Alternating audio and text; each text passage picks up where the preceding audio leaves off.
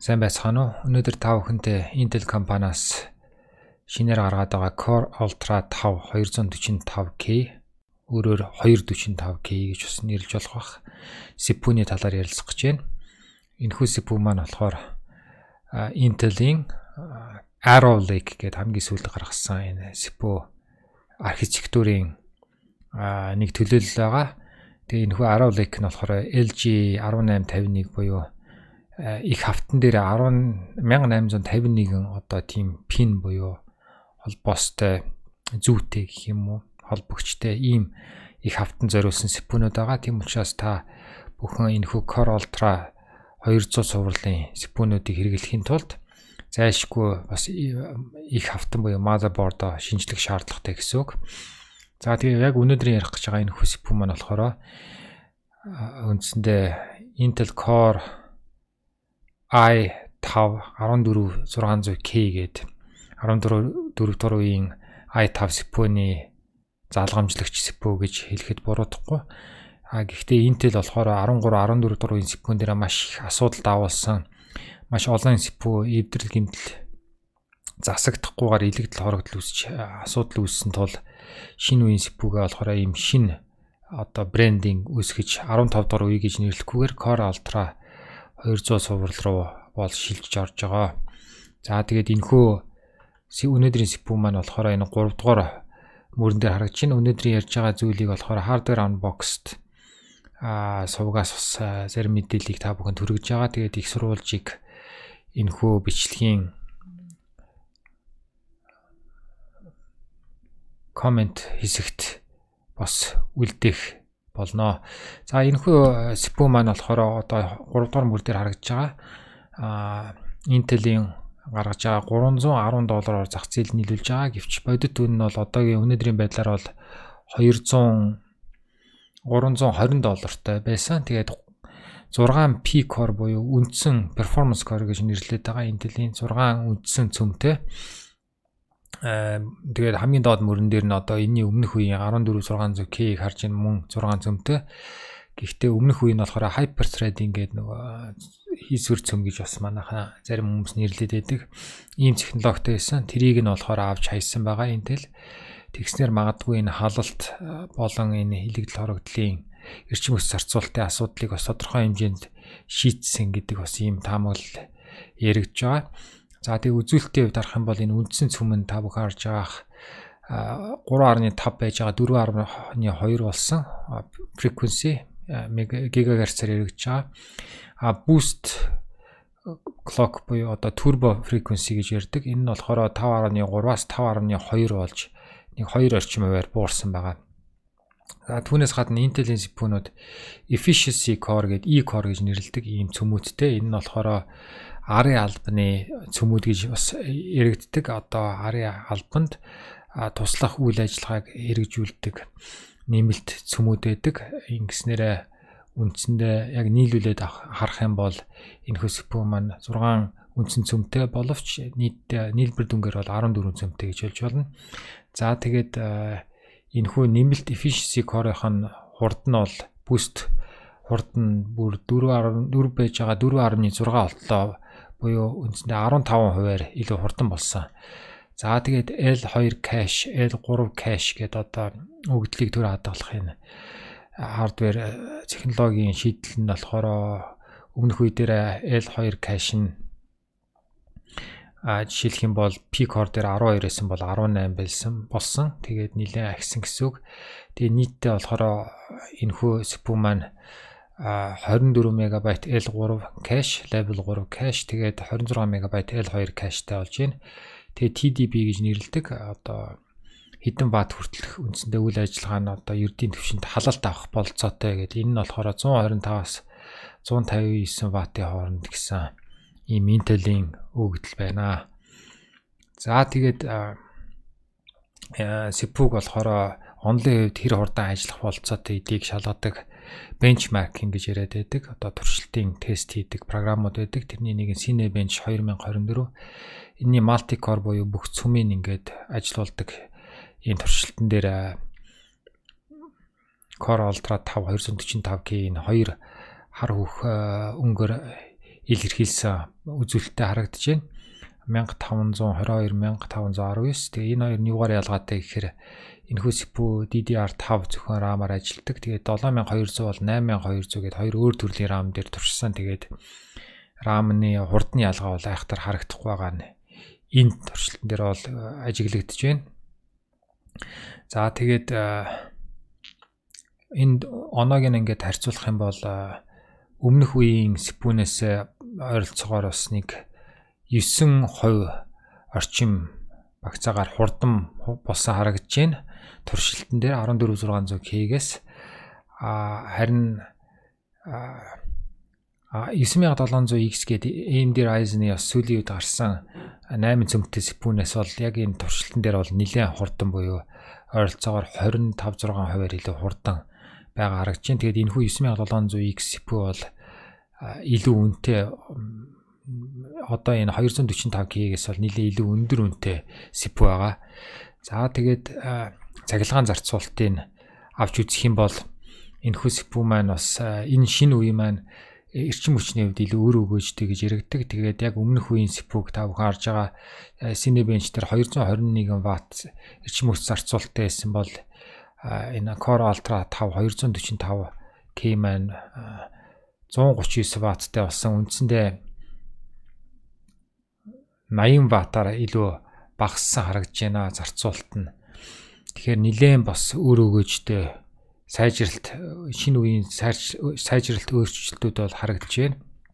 За түнчлэн hardware unbox-оос Cinebench дээр туршилт хийж явах үеийн үзүүлэлт ялангуяа халалтыг хэмжсэн байгаа. Тэгээд энэхүү CPU маань дээдлэл нь 66 Цельсийн 66 градус буюу 66 хэм хүртэл халсан бас нэлийн халалт багтай шинэ үеийн CPU гэдгийг ийм үр дүн гаргасан байгаа.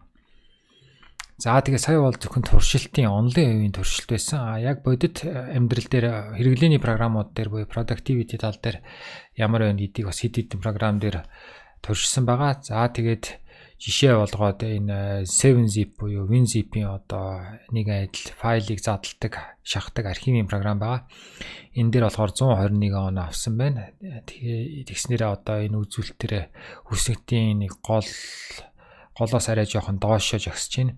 Тэгээ харамсалтай нь өмнөх үеийн CPU-гээ бол арай гүйцэхгүй буюу илүү удаан байгаа нь харагдаж байна. Жишээлх юм бол бүр 3 үеийн өмнөх 12700K-тэй адилхан үзүүлэлттэй буюу яг өмнөх үеийн 14600K-гээс бараг 13 орчим хувиар илүү удаан байна. Яг 7zip-ийн жишээн дээр. За тэгээ Blender гэдэг бас видео рендер, видео засварлах, видеон дээр ажиллах ийм програм байгаа. Productivity энэ дээр болохоор 150 он авсан байна. Ингэснээр өмнөх үеийн CPU-гээс нэг 7 орчим хувь илүү хурдан байгаа харагдж байна. Түүнээс гадна Corona 10 гэд бенчмарк дээр энэ болохоор архитектурын дүрс зураглалын бас ийм програм байгаа. Энэ дээр болохоор бүр 14600-аас нэлээд хурдтай бас 7% хурдтай бас нэлээд ашигтай харагдж байна. За харин Adobe Photoshop дээр ямар үр дүнтэй вэ гэхээр Adobe Photoshop дээр мөн л адилхан 14600K-гээс нэг 7-8 орчим хувь илүү хурдалсан харагдж байна. Тэр байтугай 14700K-гээс хүртэл илүү хурдцтай харагдж байна. Тэгэхээр одоогийн байдлаар productivity буюу энэ хэрэглээний програм дээр бол өмнөх үеийн i5-аас бол илүү хурдан байна гэсэн дүгнэлтэнд хүрж байна. За тэгээд сүүлийн програм болохоор Adobe Premiere Pro гэдэг яг видео засварлах зориултын видео дээр ажиллах зориулттай програм. Энэ дээр бол бүр 14700K-ийн түвшний өндөр оноо авч өмнөх үеийн CPU-нээс 11% илүү хурдан байна. Тэгэхээр та бүхэн өмнөх миний одоо оруулж ирсэн Core Ultra 7 9-ийн бенчмаркууд productivity-г харсан бол тэр нь зарим нь үзүүлэлтээр өмнөх үеийн яг залгамжлагч болж байгаа тэр CPU-нуудынхаа үзүүлэлтийг зарим програм дээр бол гүйцэхгүй байсан. Энэхүү CPU маань болохоор i5 14600K productivity тал дээр ер нь баг ихэнх үзүүлэлтээрээ илүү давмгаалж одоо мандайлж байгаа харагдаж байна. За сая productivity ярьсан одоо gaming гэдэг одоо хүүхэд залуус гэлтгүй хүмүүсийн бас чөлөө цагаа өнгөрөх туртай бас нэг сэдв байна. Тэгээ энэ дээр жишээ аваад hardware unbox-оос нэлээд хэдэн gaming benchmark явуулсан байна. Тэгээд энэ дээр хэрхэн ямар үр дүн гарсныг бүгдээр харцгаая. За жишээлх юм бол Counter Strike 2 дээр 400 гаруйхан FPS авсан байна. FPS гэдэг нь одоо секундэд дэлгэц рүү өгж байгаа дүрсний тоо. Тэгээ энэ нь болохоор маш одоо бусад CPU-нуудтай харьцуулахад нэлээд бага оноо харагдаж байна. Бүр 3 үеийн өмнөх 12700K гэдэг CPU-тай адилхан харагдаж байна. Тэгэхээр магадгүй энэ 400 FPS авъя гэсэн бол та нэлээд олон жилийн өмнөх CPU-гээрээ угаасаа энэ үзүүлэлтийг авах байсан. Тэгэхээр гейминг дээр 12700K буюу түүнээс илүү үзүүлэлттэй CPU-тэй бол энэхүү Core Ultra 5 руу шилжснээр та илүү үр дүн хүлээлтгүй юм байна гэдэг зүр зураг харагдаж байна. За тэгээд түүнээс гадна энэ яг өмнөх үеийн i5 14600K болохоор 460 FPS-тэй буюу 15%-аар илүү хурдан байгаа харагдаж байна. За өөр жишээ болгоод Star Wars Jedi Survivor гэдэг мөн тоглоомыг авч ийн. Энэ болохоор нэлээд өндөр үзүүлэлт шаардсан single player байна. Single player тоглоом. За энэ дээр ч гэсэн дүр зураг бас төдийлөө өөрчлөгдөхгүй харагдаж байна. i5 14600K-гээс бараг 7% илүү удаан байна. Тэгээд ер нь AMD Ryzen-ы бүх CPU-нээс илүү удаан байгаа нь харагдаж байна. Тэгэхээр ер нь гейминг тал руугаа AMD Ryzen-ы CPU бас муугүй сонголтууд байж болох юм гэж харагдаж байна. За дараагийн жишээ болохоор Plague Tale Requiem гэдэг single player тоглоом. Энэ дээр болохоор бүр туйлын базаахгүй үзүүлэлт харуулж байна. Бүр i5 12600K гэдэг CPU-нээс хүртэл илүү удаан байгаа нь бол бүр үнэхээр гейминг тал дээр энэ шинэ үеийн CPU энэхүү Core Ultra 5 бол ямар нэгэн зүйл нь болохгүй байгааг илэрхийлж байна. Тэгээд Intel-ийн хувьд бол бас үзүүлэлтэнд сэтгэл гонсгор байгаагаа илэрхийлсэн. Тэгээд асуудал нь яг юунд байгаад байна гэдгийг бол олж тодруулахаар зорилго тавиад ажиллаж байгаа. Тэгээд үүндээ зориулаад цаашдаа магадгүй BIOS CPU-ний microcode update буюу шинжилгүүд, BIOS шинжилэл, Windows-ын шинжилэлүүд гаргах. Жишээлх юм бол 2 сарын өмнө Windows 11-ийн 24H2 гэдэг хувилбарлуу шилжснээр AMD-ийн бүх Ryzen CPU-нууд 10% илүү хурдцтай ажиллах үр дүн гаргаж ирсэн. Гейминг дээр үүнтэй адилхан магадгүй Intel-ийн CPU Windows-ийн дараагийн апдейтүүдээр илүү энэ шин CPU-нууд маань хурдцахыг бол үгүйсэхгүй. Гэлээч гэсэн яаж хурдцаад бол өснөгтийн дээшээгээ бол орж ирэхгүй нь бол харагдаж байна. За тэгээд Plague Tale Requiem дээр болохоор яг өмнөх үеийн CPU-наас нэг 13% илүү удаашралтай харагдаж байна. За тэгээд The Last of Us гэдэг тоглоом байдаг. Энэ бас цуврал кино болж гарсан. Энэ дээр харин дажгүй үзүүлэлттэй гарч ийн. Тэгээд өмнөх үеийн CPU буюу 14600K-с нэг ойролцоогоор 2%-аар илүү хурдан байгаа гэж харагдаж байна.